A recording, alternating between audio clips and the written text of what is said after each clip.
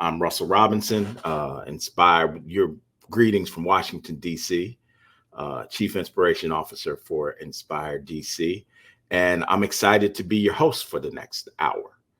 Um, what I'm going to do is the topic of my conversation really gets to looking at this world today where everybody's stressed out and burnt out and overwhelmed, and you have to do more with less in a quicker time. But people are impacted by their home life, world events.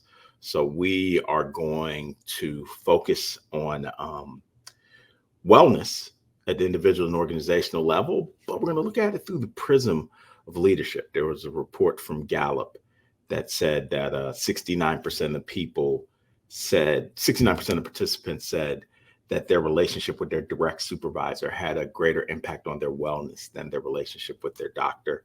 And the driving force of leaders that can create this culture of well organizations is focused on emotional intelligence. And I'm not the expert on that, but I've got an expert. We're going to dip back across the Atlantic. So while it's the dinner hour in the UK, I've got the awesome emotional intelligence guru, Ferocious Ashley, the founder of EmoWorks in the Netherlands. So she's an hour ahead of you all in the UK there. And she and I are going to talk about wellness. So if Ferocious, if you can come on up to the screen. How you doing today? Hey, Russell. I'm doing great. Thanks for having me on. Look at you. You're at the end of your day. I'm kind of just starting my day. We're going to have a Right. good conversation. We Uh, are. yeah. So before we get started, I want to shout out Amy, Matt, and Inspiring Workplaces for always putting on these outstanding events. Yeah, So great. let me pull up this slide deck and we can go ahead and get rolling. So a little bit about me quickly. So I said Chief Inspiration Officer for Inspire DC. I'm also an associate professor here in Washington, DC at American University, teaching a plethora of leadership, but we've woven health and wellness into a lot of what I teach and emotional intelligence. And I've got an organization where I do research, consulting, public speaking, all of that. Thursday night is grandpa night, so I got my grandkids. That's the most important job. So it's a little bit about me. Miss Ashley, if you could share the people a little something about you and tell them about EmoWorks. Sure. So I'm based in the Netherlands, in a small town, a little outside of Rotterdam, city where that you visited and that we've met. So I founded EmoWorks about 12 years ago, coming out of the change management angle, seeing a lot of change management initiatives really not go well. And so I already knew that my perspective was going to be leadership. And then combining that with emotional intelligence now helps me to work with leaders to two things actually to help them create a foundation for their personal growth, which, as we'll talk about today, obviously is also part of their own wellness. But in turn, we help them create cultures, environments that foster growth, foster innovation, and we do that through boosting these skills, this behavior, through the power of emotional intelligence. So very exciting. It's very exciting times to see, how the workplace has been affected, and it was also interesting to, have a look at my own emotional intelligence skills and my own work-life balance. I'm a mom, married. When we went into the pandemic period, I had a 7-year-old at home, and so I know all too well the challenges there of, having to balancing work life, ambitions, as well as family life, home health, mental health. So I've been through a personal journey as well, and today we'll see how all of that comes together in conversation with you. Yeah, it's I teach and speak, do keynotes, and the one thing I say to managers, supervisors, and leaders is that now's the most critical time to have emotional intelligence. And if you did Absolutely. not have that before, if you are hiring like solely based on someone's technical skill, and that is the way they're going to lead successfully, you're setting yourself up for some challenges, right? And Very you true. mentioned what we've been through, and I like to always start off with, I don't think we've really assessed the past 40 plus months, right? Right. My guy Absolutely. Dr. Dre says things just ain't the same for gangsters, right? So things just aren't the same for leaders. If you look at the world 40 months ago, right? What people are bringing into the workplace has just changed so much, right? Here in the States, we had back in 2020, we had George Floyd, Ahmaud Arbery, Breonna Taylor, and I know for myself and my friends, and then also the massage parlor killings in Atlanta, which impacted our Asian American brothers and sisters. And we started having those conversations in the workplace about how these acts, these situations were impacting us. And I remember one of our leaders said, I was always raised, you never talk about race, religion, and politics in the workplace. Yeah. But I think that's impacting people in how they are coming to work. And if you go back to like the 90s and before, Hmm. even before social media, there was this aspect that what happened outside of work would stay outside of work. A lot of society was skills based, right? But now you have a knowledge based workforce, and a lot of times people are bringing their outside things that are happening in the world or things that are happening at home into, and the data saying it's impacting how they are showing up at work and how they are working. Talk a little bit about what you've seen over the past 40 plus months. Yeah, so one of the first scenes that comes to mind is me sitting at the dinner table when we had our first lockdown right here in the Netherlands. And it like many places in the world, it was very sudden. And nothing was really arranged. And so one of the first things that was a challenge for me is balancing that work-life balance, literally sitting at the kitchen table with my 7-year-old looking back at me, kind of going, how are we going to do this? And so we were looking at each other. Schools weren't prepared, they didn't have a schedule ready, and we were expected to teach, work, and do everything else in the same space, right? Many of us will probably recognize that. And so from that period on, what I've realized is we are in a shifting era, right? We're seeing some of the greatest developments in the world, and they're here to stay. We're talking, some of the things you've mentioned, social, economically, health wise, the whole development around inclusion and diversity that definitely carried on into the workplace. And so, what I later saw in work, apart from experiencing this here at home, literally at my kitchen table, is that a lot of leaders are also struggling with keeping that balance for themselves, right? And then they have that task to help others do the same. And so there's a lot of shifts going on. And I think one of the key words I take from this period is the need for balance. And I think emotional intelligence is one of those things that help leaders, particularly, to create that balance first for themselves, and then think about how they can sustain policies and be in conversation about how they can create an environment where that balance can be maintained also for their workers. And so I agree with you 100% that EI right now, in this era that we live in, is one of the most critical skill sets that you can develop as a leader. Yeah, Um, and I think it's also talking about leaders like at an individual level and an organizational level, right? So I was doing consulting with an elementary school principal who literally was like, "This is my first year as a principal. I'm struggling to change the culture, and mhm. then overnight, I have to do it in a remote setting, something we've never done before." And I know for me, when the pandemic started, I was like, okay, this will be a couple weeks. we're Then we'll gonna we're go, gonna get through this, yeah, right? yeah, we'll go back to normal. But when I was talking to this Yeah. principal, it was literally, um, I am balancing. I have a student who, in a 2 week period, lost both grandparents and an aunt and an uncle because they lived together in the same house, Mhm. and I have no idea how that student is presenting themselves every day. Now multiply that by 300. So you got 300 students. Right. And I've got teachers who are dealing with the same thing, or they may be in the vulnerable population. And she was like, and I haven't taught in a classroom for 10 years. Now I'm having to homeschool that's a lot of stress to manage at an individual Coming level. together, right? And then that's a lot to ask for you to lead people, because I always view a school principal as like a CEO of a small company. So Oh in yeah. essence, you're the CEO.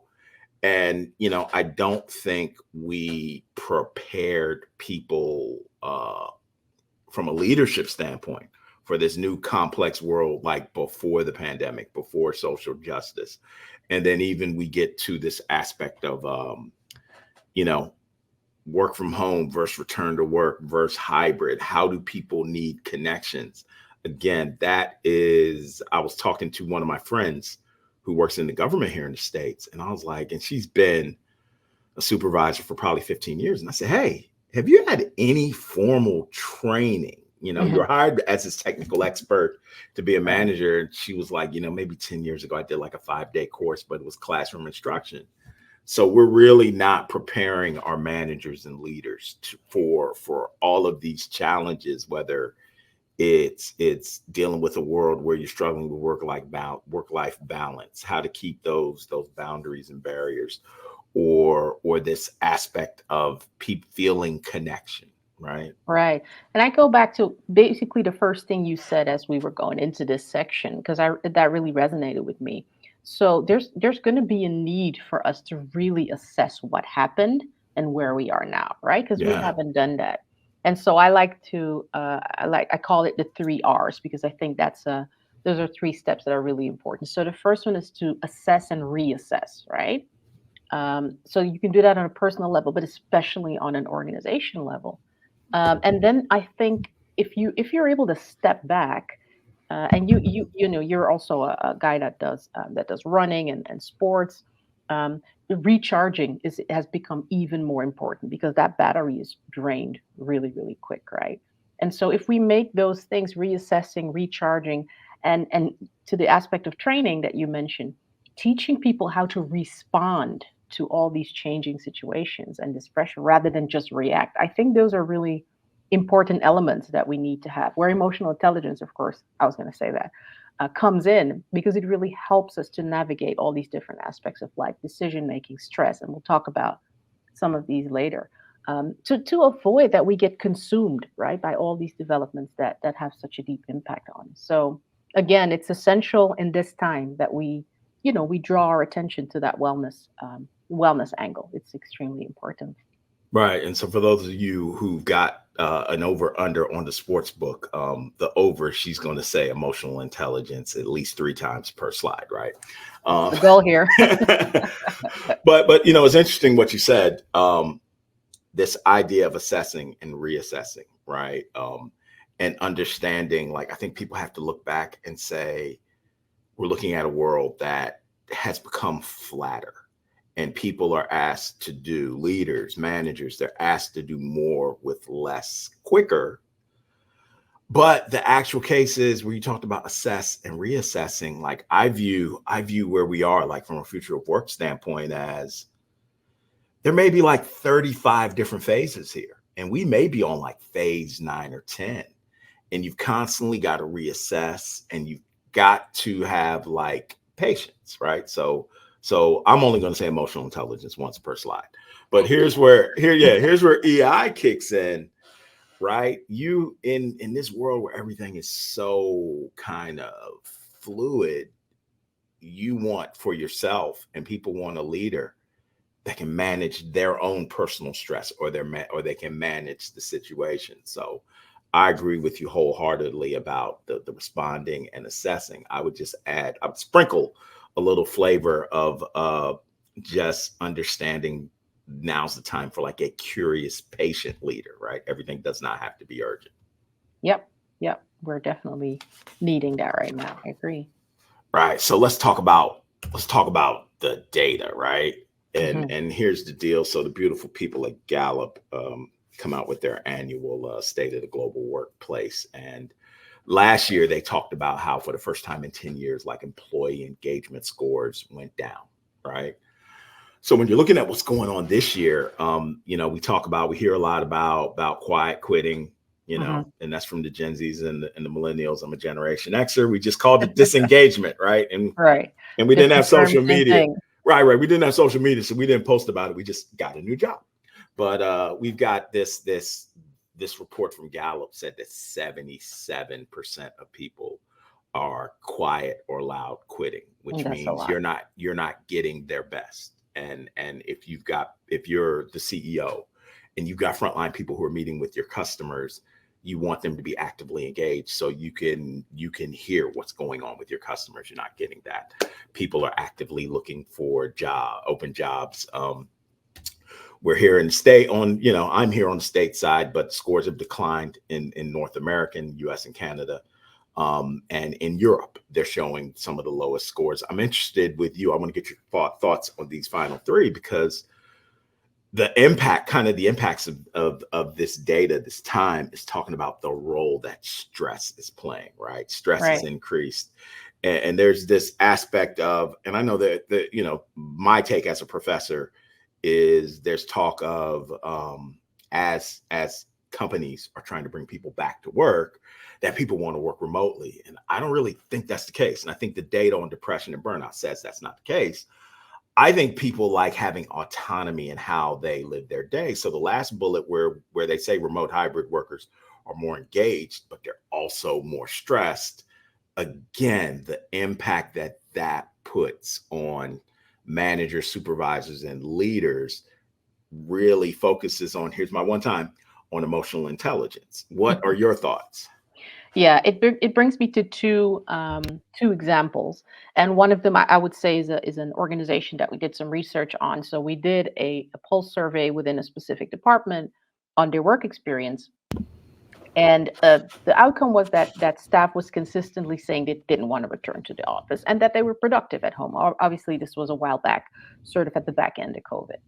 And so I spoke to some other organizations where I interviewed some key people who were in similar departments just to kind of get an idea of what was going on there. And they all shared during that period, their staff was also productive. But as the conversations kept on going, we also heard them say, look, I've got this huge pressure from leadership. I've got my own executives breathing down my neck, talking about they want them to return to the office, bring them back to the office. And so what I took from that is that there was this huge disconnect, and obviously that's where I think EI would have been um, a part of the solution, really, to make sure that we understand that a one size fits all no longer really cuts it, right? And if you're talking about engagement, because this is the slide where we discuss the effects of engagement, I think to your point of autonomy, I think that's where it is.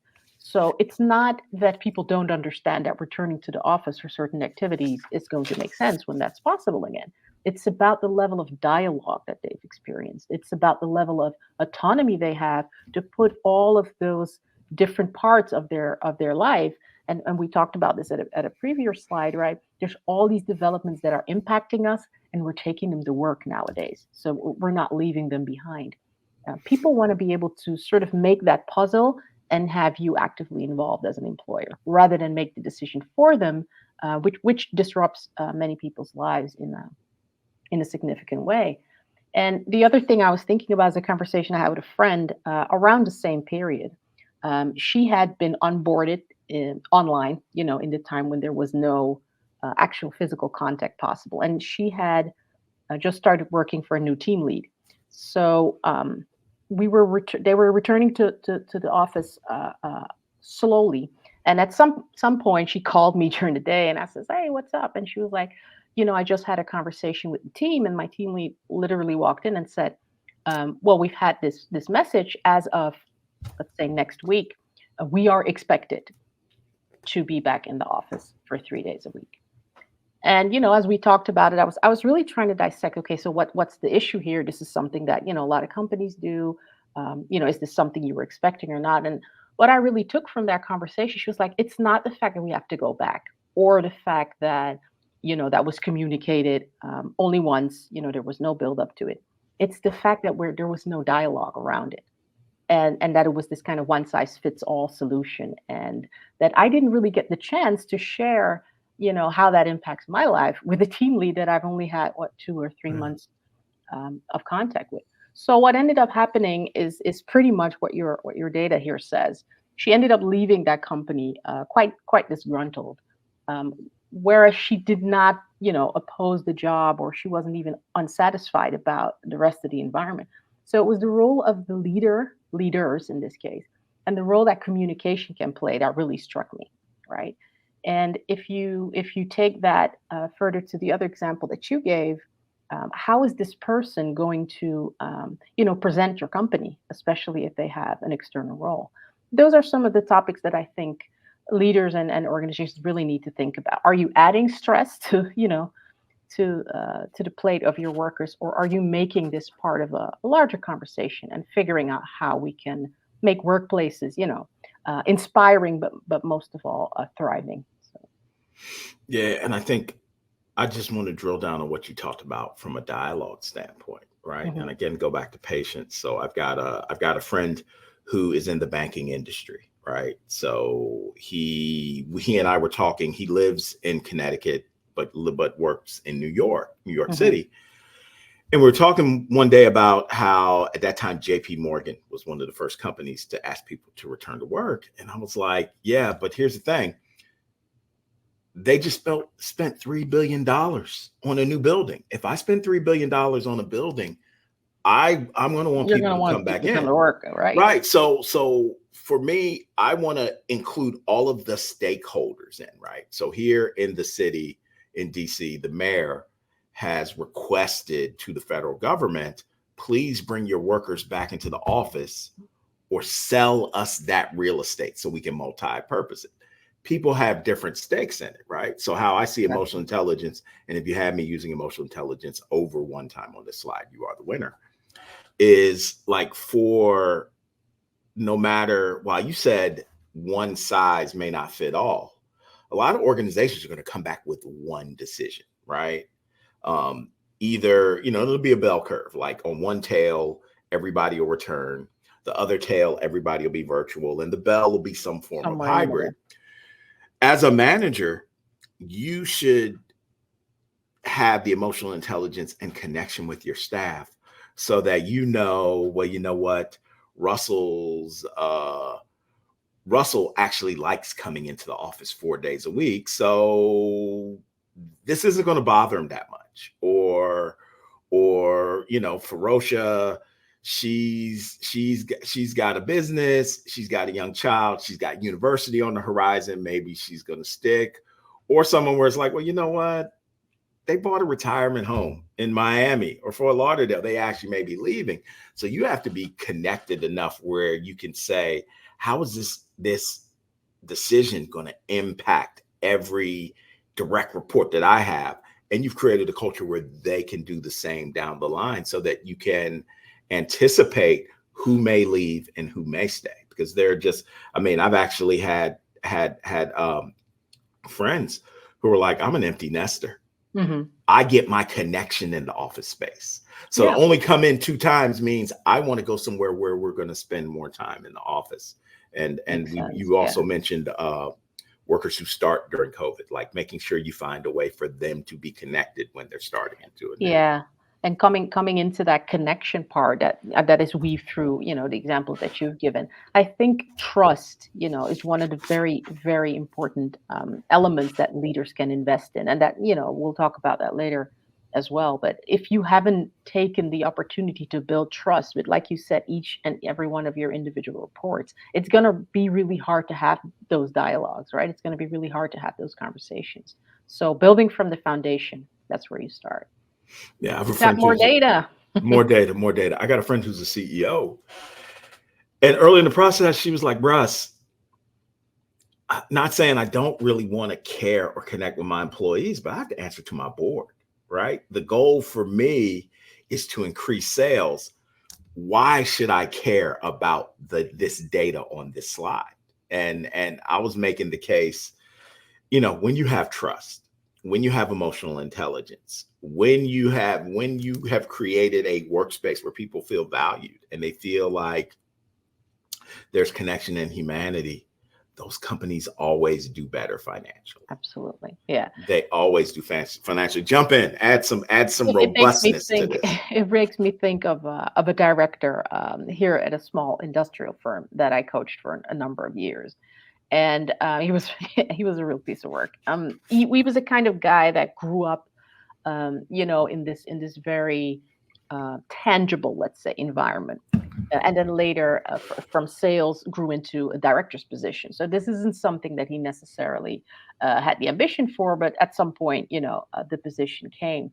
And when we first started working with each other, I remember having to sort of, dial back and really deal with some very basic communication skills. For example, he told me once that as he was organizing meetings, he'd walk into the room and he just didn't see the benefit of greeting his employees. He just thought it was a waste of time. Everybody knew about the meeting, just really basic stuff like that. And so fast forward a couple of years later, after we've done quite some work in the space of emotional intelligence and really getting to those communication skills and what that could bring him, one of the comments that kind of touched me was he said, "I never realized what the power of real engaged conversation was until we worked together." So I asked him, "Okay, so what does that bring you?" He says, "Well, I used to listen, but I used to listen to answer. And now I realize that if I find a way to actually make that person feel heard and connect, I hear so much more of what's going on in my firm." And you have to imagine this is a smaller firm. And so, people are very close together. And as a director, having that level of trust could directly impact either sales or the work, the working technical area or whatever, because he literally walks around, right? And I said, so what else? What else has been beneficial for you? And he said, when I used to think in terms of rewards, it was always very, very physical.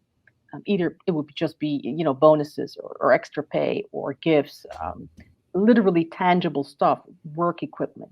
And he says, what I realized is that as I started learning, taking better care of my own needs, I now started being focused on what other needs people might have had in the workplace. And I started allowing policies, and as we went into the COVID period, this also became about work hours and more flexibility, something they had never ever considered even necessary to talk about.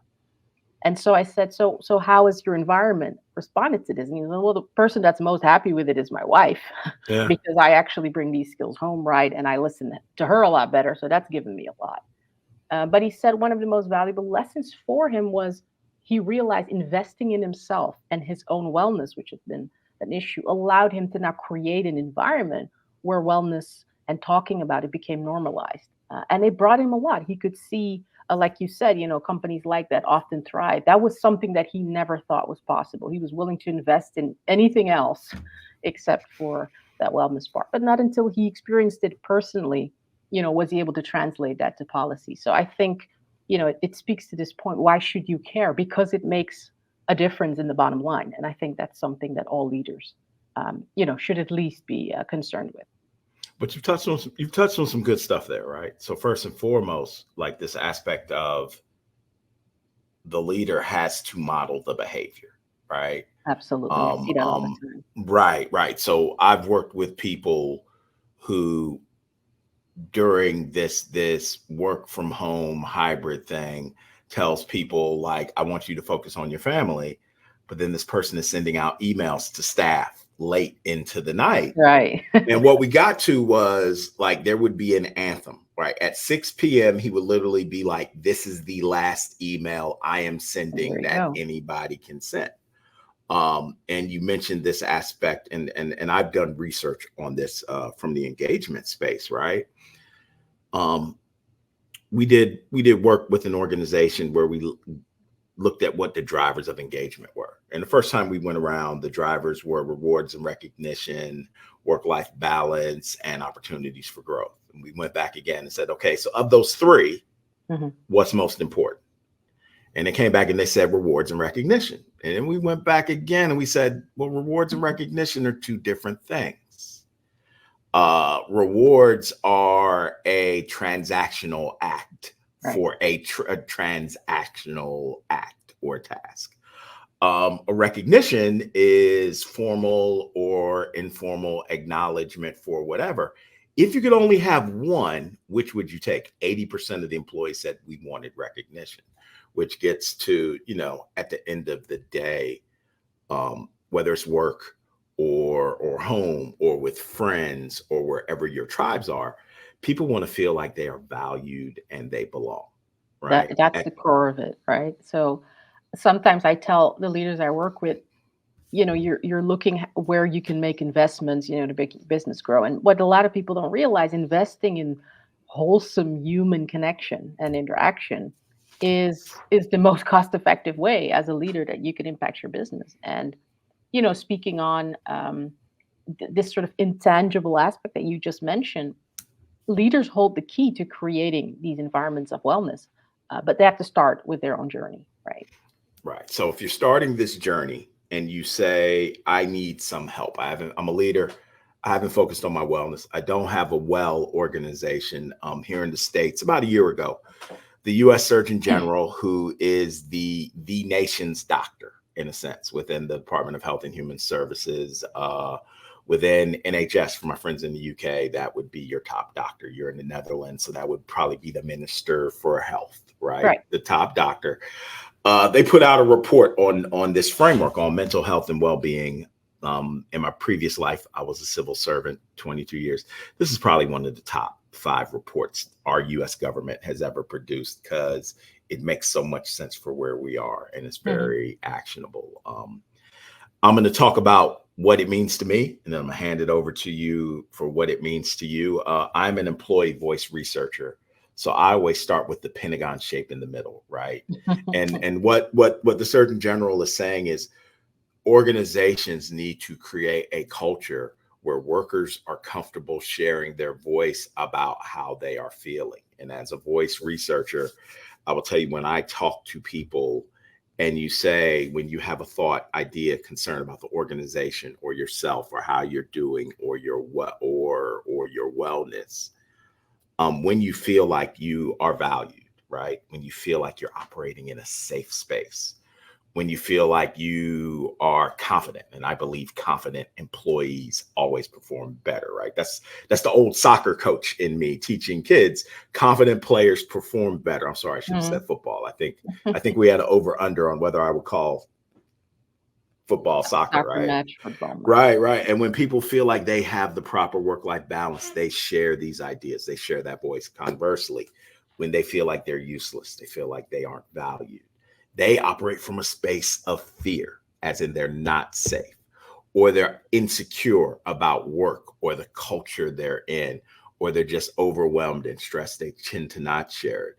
And then conversely, or additionally, um, there's this goal from this framework where policies and culture would be equitable to, I always say from a voice standpoint, all stakeholders, but especially whoever the marginalized people are in a conversation, right? There was this data from the Bureau of Labor Statistics here in the States that said more Black women were participating in the Great Resignation, because when work from home happened, they found that the office wasn't as equitable. McKinsey had the same report, Yeah. the same data on Asian Americans. So how, when you look at this framework, what's jumping out at you?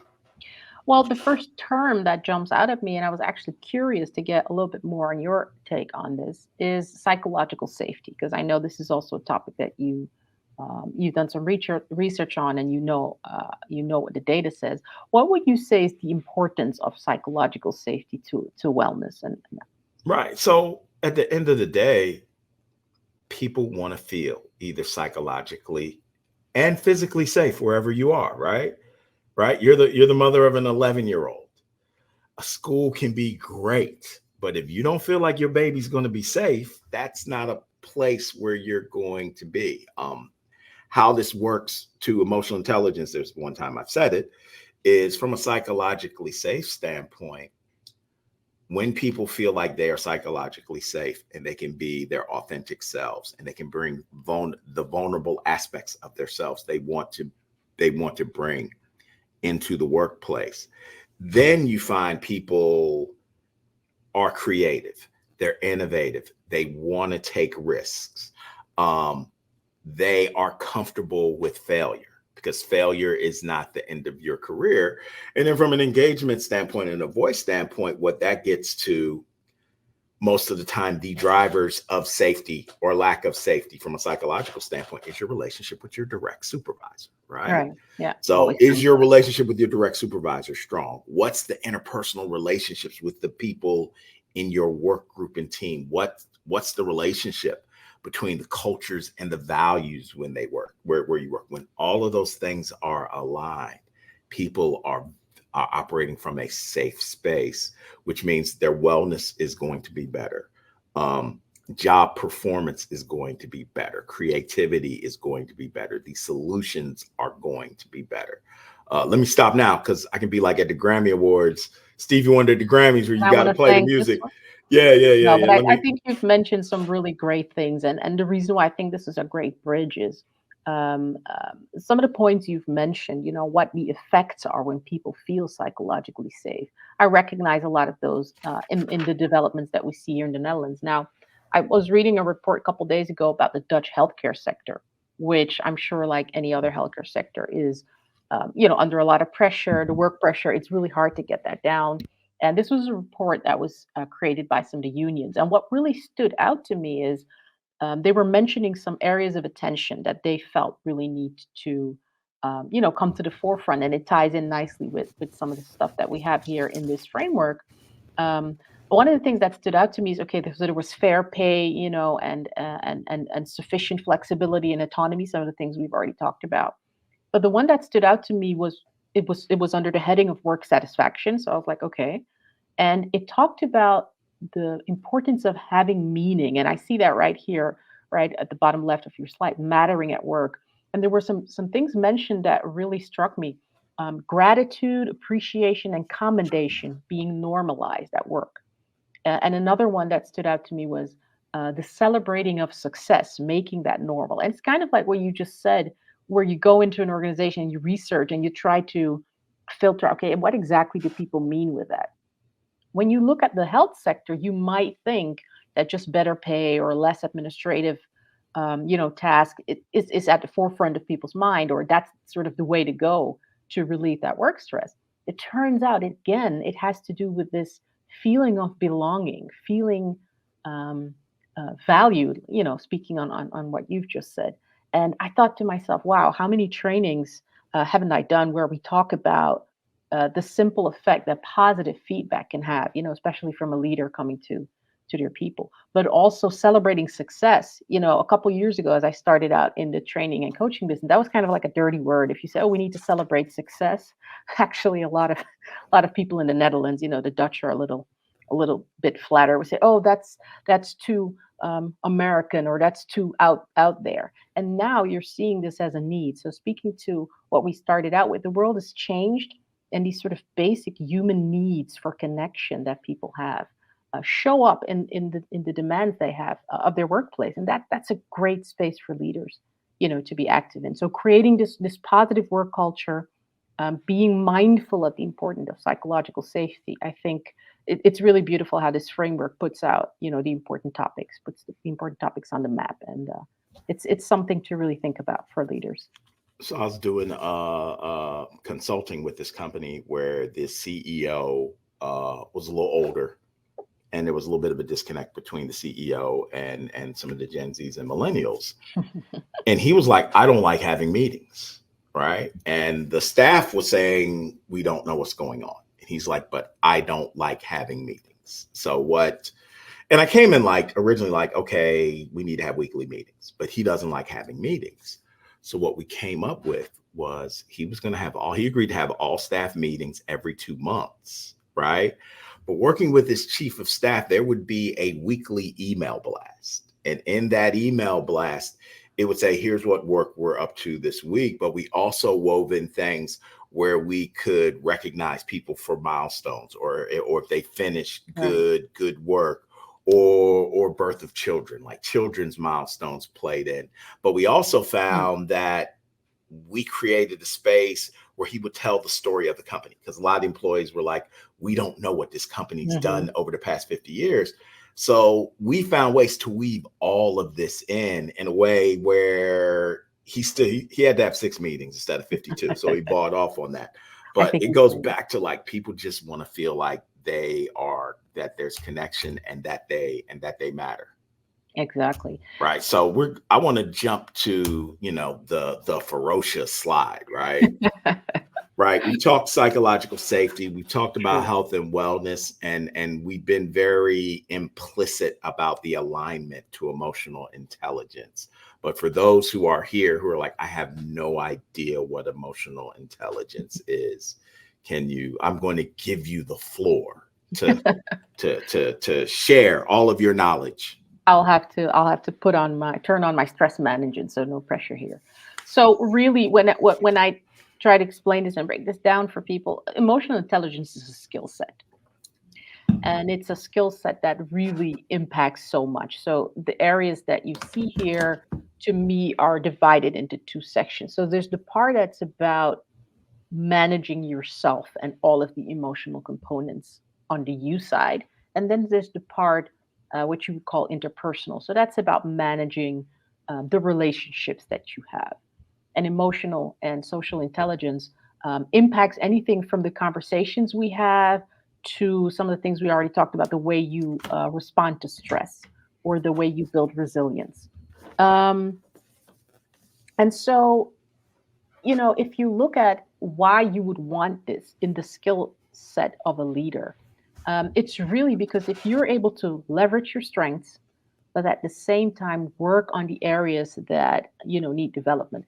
Then this is something we know from any development stage, right? You get to experience what it's like to be successful, not just in the way you put yourself out there and the performance that you can have, but especially in how you affect others, which is a large part of a leadership role. And so I think, especially the way now emotional intelligence, as you can see here, is also connected to well-being, is connected to performance, is connected to the way we function in a social setting. It's really like unmissable, right? It's a necessity. One of the developments that I find very interesting, and I just want to quickly mention here, I've seen the World Economic Forum put out a report that talked about the future of work, and then recently McKinsey had their own report on that, and it talked about what skills are we going to need in the future, and of course, just to create a little bit of a confusion here, AI was mentioned a lot, right? So we've all been overwhelmed with the developments within the artificial intelligence world. I think it's really interesting. And what it made me think of was, um, you know, AI is going to bring us a lot, but we can't leave out EI. And here's why. As we continue to become more reliant and more efficient with these artificial intelligence tools like ChatGPT and all these others, we're going to need even more social and emotional skills. And that's exactly, what the report says. These skills are skills that machines are a long way from mastering. They try to mimic, the emotional part that we have as humans. I mean, I can take your head and put my voice on it and all that. But especially as we rely more on this technology, the human connection is going to be so much more important. Especially in a workplace that has become more hybrid, where people can work across large distances. Even more so, we're gonna have the need to self-regulate. We're gonna have the need to know how to express ourselves across cultural borders and all that. And so when I started using emotional intelligence about 15 years ago, it was still very new. People were talking about, oh, soft skills and hard skills. I now like to talk about essential skills. You cannot be a successful leader or run a successful organization operation without this skill set.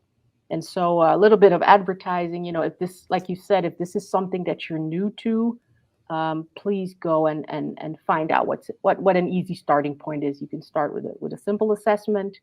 There's very low threshold trainings and information available out there. But please make this a priority as it's connected to the future. Right, right. So let's do the shameless plug here. If they want to contact you for this, what's the website for Emo Works? It's very simple. emoworks.nl. So I'll make sure that the people have access to an English language page where you can just get a very simple guide that takes you through the first steps of how you can weave emotional intelligence into your leadership. This is something, again, human skills. So this is very close to anything, anybody. If you have a willingness to open yourself up and seeing how you can be more effective, what are some of the biggest benefits I think for leadership in this volatile time that we've talked about? I think about stress management. I think about decision making, and I think about having impactful communication, and building that resilience. Because, like we said, leaders have a lot on their plate. There's a lot of shifts going on. We need to, stay in that wellness space. Yeah, she's playing with you all about being from the Netherlands. She's actually from Brooklyn. She's just been faking Do I everybody out. sound like a Brooklyn girl? That's a great Yeah, compliment. yeah. All right, so now we're getting into, like, we've laid this foundation, right? We've talked about some of the challenges in the world today for leaders, the world now as opposed to 40-ish months ago. We've come with data that talked about the impact of the past 40 months and the role of wellness from the Surgeon General point of view. We talked about psychological safety. We wove in the emotional intelligence aspect. Now we're getting into the practical, like what you can do. And what I love, I was reading this book a couple months ago by Jocelyn Thompson Rule, How to Move It, Reset Your Body, which is I would say a physical wellness book, but it starts Mhm. with the premise, which is like the second paragraph, which is the most important relationship you will ever have is with yourself. And at the end of the day, nobody is coming to save you. So when, like, you have to figure out, and I often tell people, like, how you speak to yourself is critical. Like, if you disrespect yourself, you enable other people to disrespect you.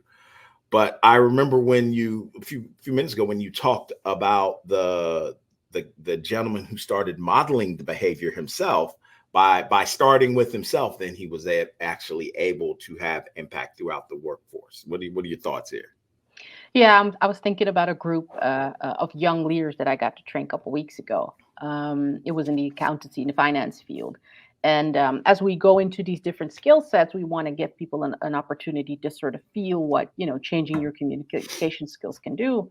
And so we were preparing a role play where we taught people how to incorporate a little bit more vulnerability, in terms of giving feedback and letting people know how things affect you. It was a rather simple exercise, so I thought.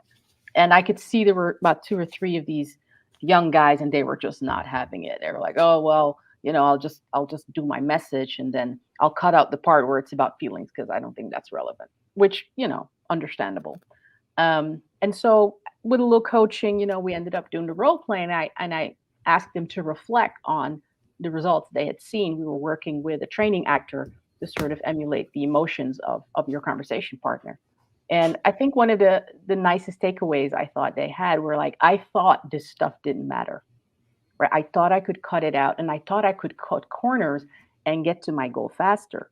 But then I realized if I'm not willing to get to my own vulnerability, if I'm not willing to get to my own feelings, I'm never going to be able to touch that person in an effective way. And I thought it was a great win in that sense because these are young leaders, right? They're Mhm. going out in a field with a lot of pressure. They're going to be responsible for some big numbers. But at the end of the day, one of them said, "You know what I've come to realize is at the end of the day, this is still a human work field because we work with humans all the time."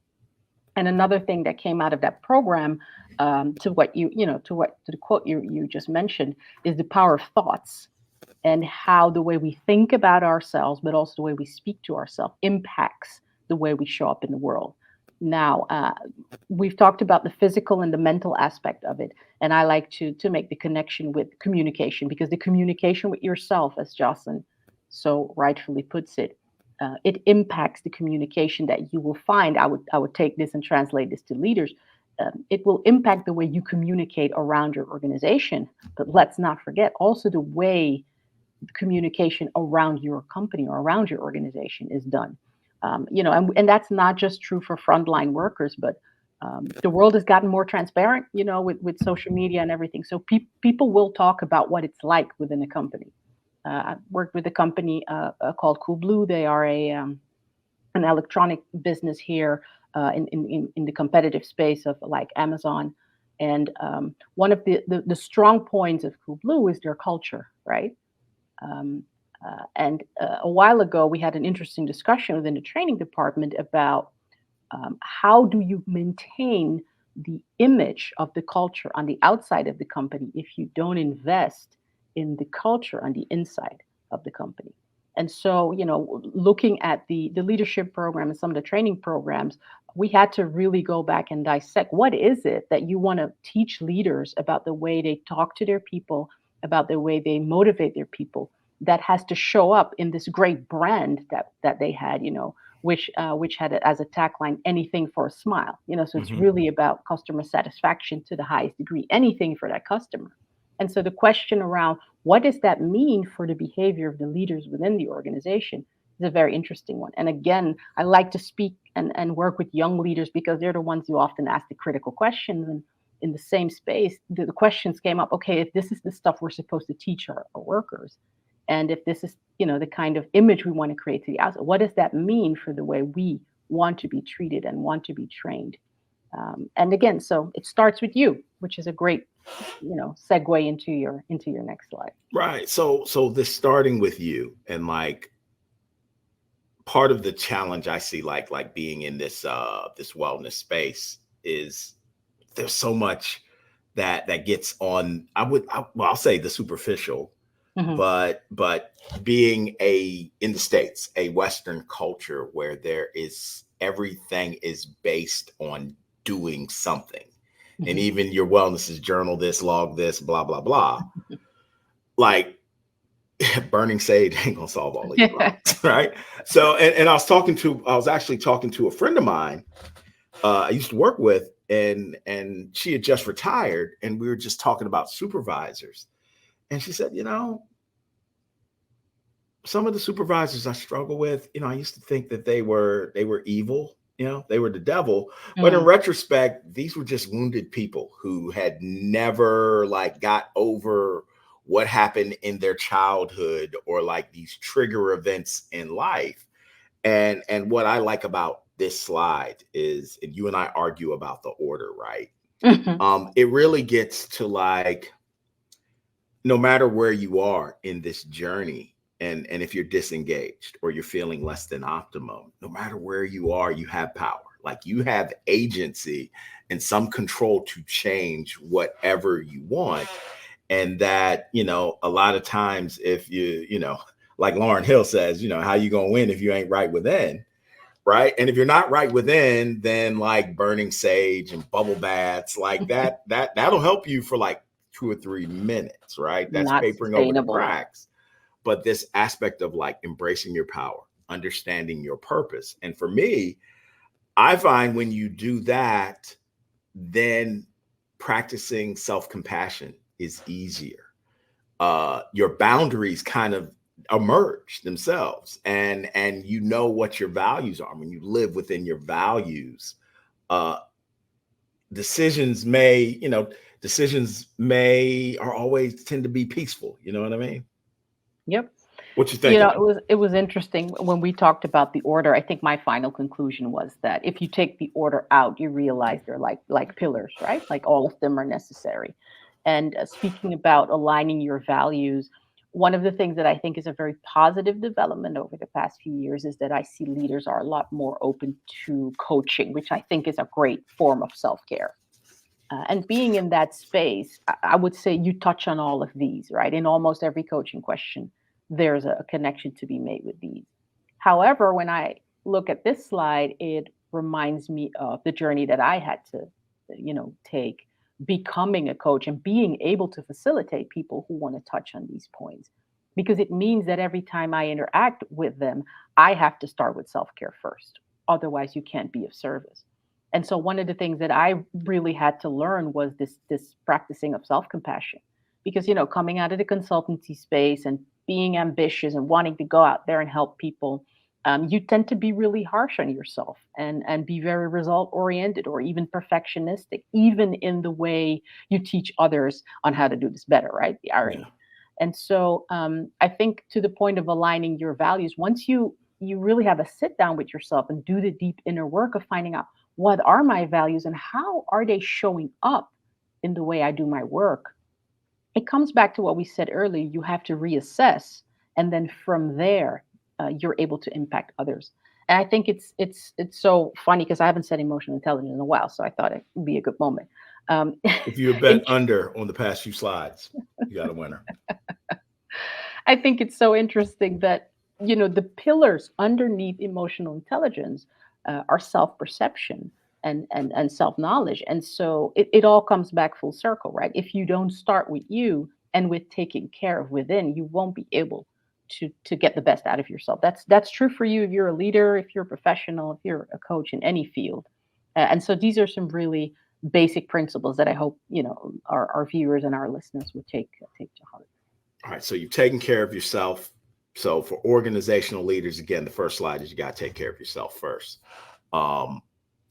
I just think weaving emotional intelligence, and I'm in the training and development space. So like not viewing emotional intelligence as just training, Right. but how do we weave it into all aspects of like the talent management process? How do we weave it into our values and everything organizationally?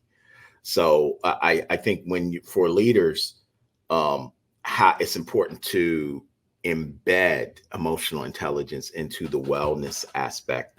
And then also like think about how you're fostering a voice culture, which gets to, you've talked about communication. I always take it from the other side, which really gets to listening and knowing how to listen and how to actively listen and how to create a space where people know that you are present and available. Oh, wow. Yeah. In this slide, before you talk, you notice ducks are in a row. Haha. That's my slide. That's why you picked that one, right? Yeah. So just a little to touch on one of the points here. So you talked about the essence and the importance of listening. Makes me think about the third point about ensuring that the values, the mission, the vision are aligned. I did some work with a healthcare organization last year, and they were taking care of people that have disabilities, and they're including their family, as the support network. So a lot of the activities that they take care of also include people's family. And the interesting thing was that when we were talking with the management team, there was this really big discussion about alignment to the values, and happiness was one of those themes that was running. And at a certain moment in one of the sessions, the question came up, what about our happiness? So it ties back to what we were previously talking about. How did they in the management team and the things they were doing with each other were giving attention and space to the happiness of themselves as managers before they were creating this beautiful vision board of what they were going to do for their clients. And it was really, really interesting to see that once they dared to sort of put down the walls and have a discussion about what was impacting their own happiness. The part of the session where we had to draw out the vision and create new mission points went so much faster. So again, it was a great example of how this always works. Focus on self first. Right. And you talk about communication, and you talked about pulse surveys earlier. So I definitely want to bring up the third bullet, like for organizational leaders. And we've talked about patience and curiosity and listening. Like, make sure that your wellness policies are equitable to all of your employees, and that, because you can lose everyone if people look at a policy and either they look at it and they're like, it doesn't apply to me, or I had no voice in it. Not it's not the decision I wanted, but it can, but you were involved in the process. So bringing it down from the organizational level to supervisors and managers,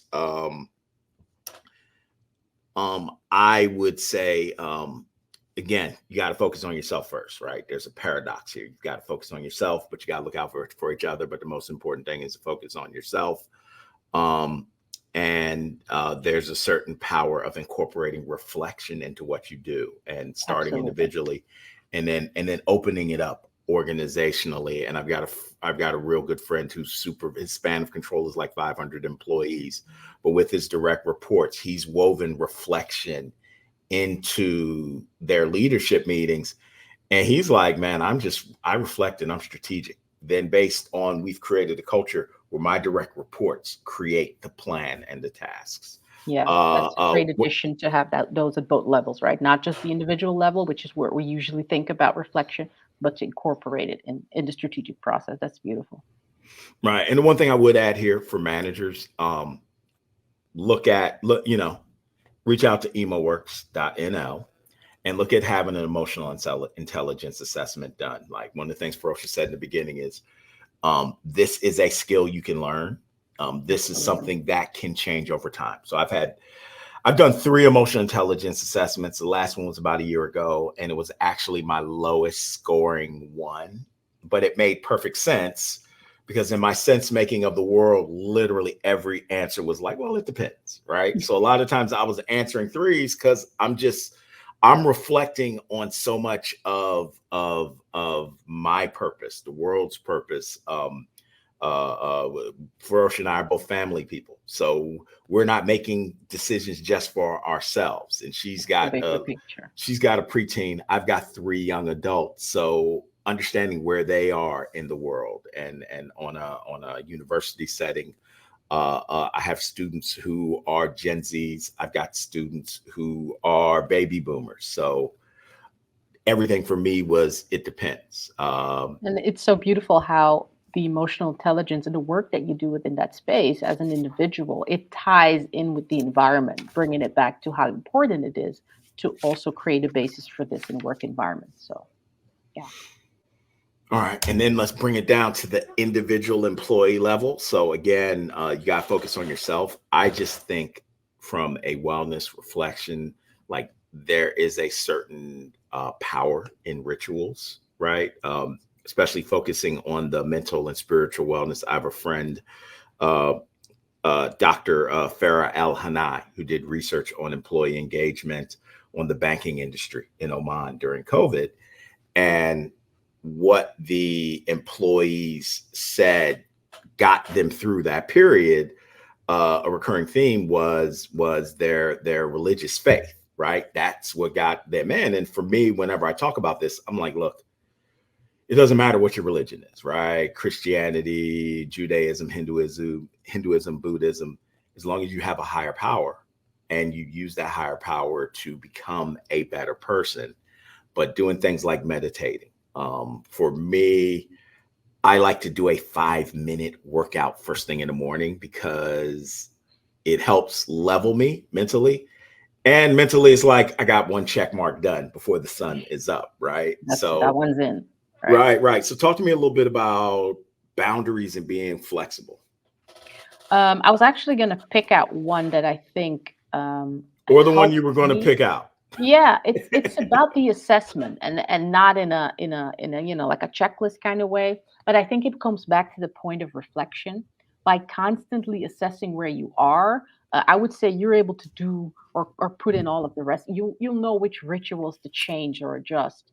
You'll know which routines you might need to pick up or not. Now, you know about me that I've been struggling with, especially the physical routines with all the busy life and putting in sports and everything. But one of the routines that I've been able to put in is at least the mental routines, of bringing journaling back, for example, when I realized that my thoughts were, getting too much to organize and to structure. Journaling has really gotten me to that state of, being able to give attention to my mental wellness, as well as getting clarity, which is a very important one.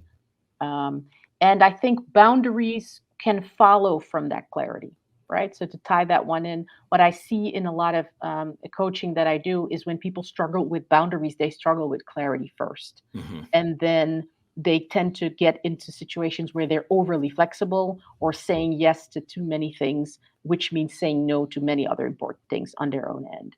And so by getting that clarity first, being able to use the safe space that you have or create just to then share your thoughts, that's how you sort of keep that balance that we all long for.